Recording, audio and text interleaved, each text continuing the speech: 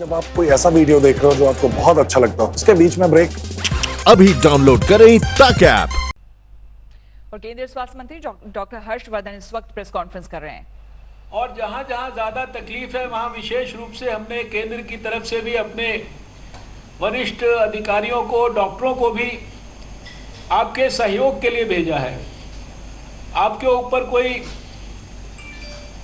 Monitor बनाकर नहीं भेजा है, लेकिन आपके सहयोग के लिए, आपकी हैंड होल्डिंग के लिए भेजा है, ताकि हमें भी ये फीडबैक मिले कि हम आपकी और बेहतर किस तरीके से मदद कर सकते हैं। जैसे जैसे आप जानते हैं कि टेस्टिंग की प्रक्रिया को भी हम लोगों ने और अधिक मजबूत किया है। लगभग 5.5 लाख टेस्ट आज देश में हो चुके हैं।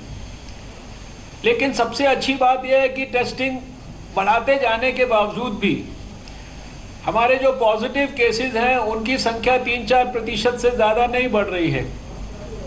इसलिए बहुत विश्वास के साथ मैं आपके साथ ये बात कहना चाहता हूँ कि सब एक्सपर्ट्स से बात करने के बाद भी, क्योंकि ये हम सब के मन में भय रहता है कि कहीं हम स्टेज 3 में तो नहीं चले गए हैं, लेकिन हम निश्चित रूप से अपने देश को स्टेज 3 में जाने से अभी तक आप सबके सद प्रयासों से उसको बचाकर रख पाए हैं। हाँ, ये ज़रूर है कि हमें अपने क्लस्टर्स, हमारे इलाके, हमारी तकलीफ़ कहाँ कहाँ है, इसकी विशेष रूप से जानकारी है। और इस नाते इस फोकस्ड अप्रोच के साथ अगर हमने आने वाले कुछ सप्ताहों में काम किया, लॉकडाउन हमारे को निश्चित रूप से हेल्प कर रहा है।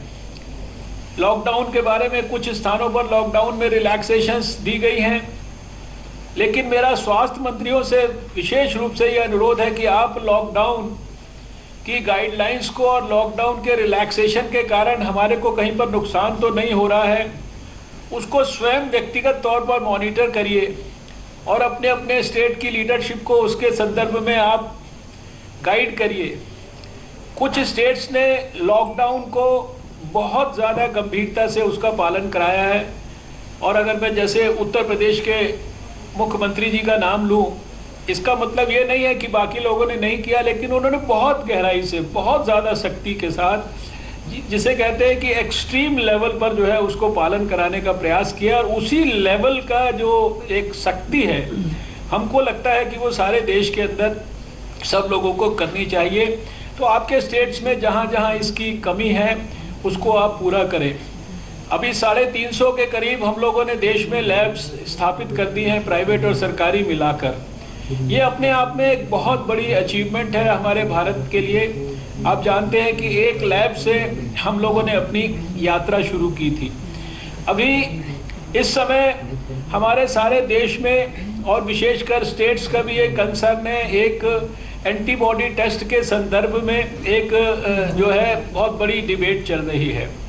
मैं इसके बारे में इतना ये ज़रूर कहना चाहता हूँ कि जिस प्रकार से एक ये 3 या 4 महीने इस वायरस की आयु है, और इस वायरस के संदर्भ में बहुत सारी नई जो रिसर्चेज, डेवलपमेंट्स जो है वो होती हैं। तो जब से ये पता लगा है कि इसके खिलाफ भी एंटीबॉडीज़ शरीर में बनती हैं, तो बहुत स्थानों पर उन एंटीबॉडीज़ को डिटेक्ट करने के लिए और उसको हमारे सर्विलेंस को मजबूत करने के लिए, हमारा जो स्ट्रैटेजी है उसको आगे बढ़ाने के लिए, एंटीबॉडी टेस्ट को प्रयोग करने के लिए कई प्रकार की चीज़ें विकसित हुई हैं।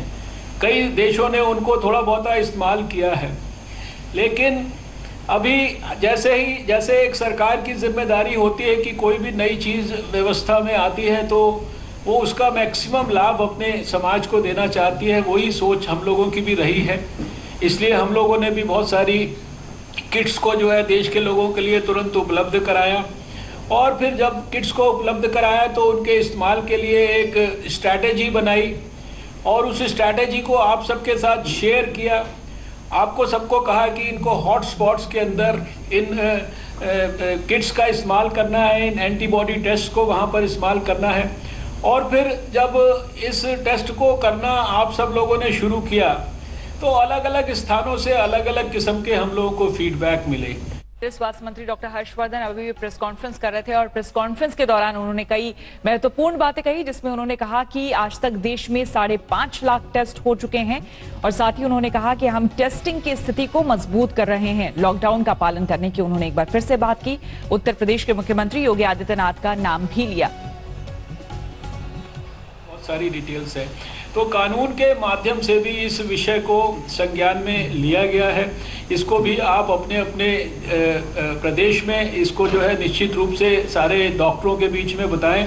जैसा मैंने पिछली बार भी कहा था कि केंद्र सरकार ने इनिशिएटिव लेकर अपने जो सारे देश के स्वास्थ्य कर्मी हैं। नमस्कार, मैं हूं अंजना ओम कश्यप। हमें उम्मीद है ये वीडियो आपको पसंद आया होगा।